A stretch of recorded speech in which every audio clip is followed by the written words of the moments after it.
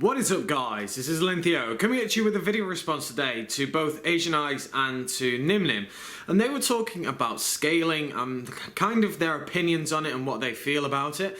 And this is me just wading into the discussion to give my point of view on it, because I think it's quite an interesting discussion. Asian Eyes used an example of going to a supermarket, looking at bananas and saying, well, you basically do the same thing, you pick and choose which bananas you want, because if one's bigger, then you choose the bigger one, that's completely fine. While that is true, I believe this example isn't that great, because inside the bananas, there isn't something that is worth more than the one next to it. And that's basically what it is. So if we look at the reasons why people want to actually buy packs, they want to pull, obviously, the best cards in the pack. That's kind of a given. 2, people just buy it because they want to see what other cards they can get. And 3, casual players will just buy it, or kids will just buy it as a rush to actually be like, oh, what am I going to get? If you don't get anything, it's not a big deal. If they get like a super rare, even that, it's a big thing. Difference is, and the majority, all of us want to pull the big ones. We want to get the supers, ultras, ultis and secrets from that pack, even the ghosts. Obviously everyone wants to get the best cards they can,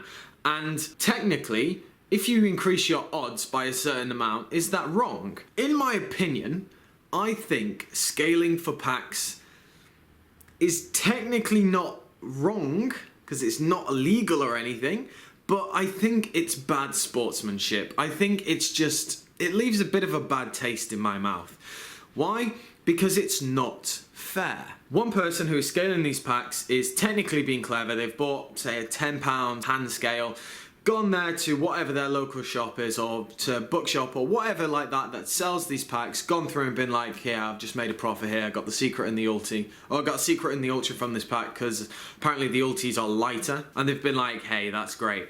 But the poor souls that are going to come in behind you are not going to have the same odds as you, and it's technically unfair. The other one thing that is quite interesting is if a couple of people see you doing it, or if they want to buy those packs and they've seen you weighing them or something like that, they're not going to buy them. Therefore, that business then loses out.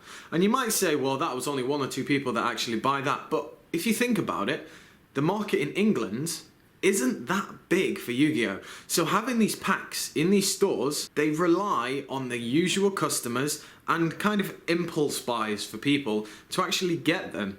If someone has seen you doing these and they're not going to buy them, then that company is now losing out. And that can have a knock-on effect, but that's quite a extreme version of the fact that it could have a knock-on effect that they don't actually sell the product, therefore they don't deem it to be well enough to sell because not a lot of people are buying it, and therefore they won't stock that product anymore. I think the example of choosing a banana in a shop doesn't fit this. I don't really think any example can kind of fit it, because at the end of the day, it doesn't really equate to kind of examples, because it's just such a hit and miss. I guess you could say everyone puts in £100 to look at oysters, and there's only one pearl inside an oyster. One person goes in first, weighs them all, and gets it, and then walks out. All the rest of those people have already paid the money, and they've technically got no chance of getting anything. Is that unfair?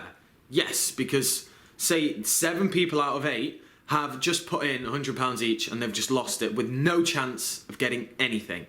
This is kind of an example, as I just thought of then, on the spot. This is kind of an example of what I'm on about, but instead of £100, it's about £3.50. You can't really equate that, and as I said, my example is very, very over the top, but it's the same thing. Personally, I don't really care if someone does it. I don't like it. As I said, I think it's bad sportsmanship and I think it's wrong, but I'm not going to be the first person if I see someone to be like, oi, stop it. Because if you want to do that, that's fine by me. Just go off and do what you want. Like, I don't personally buy packs anymore.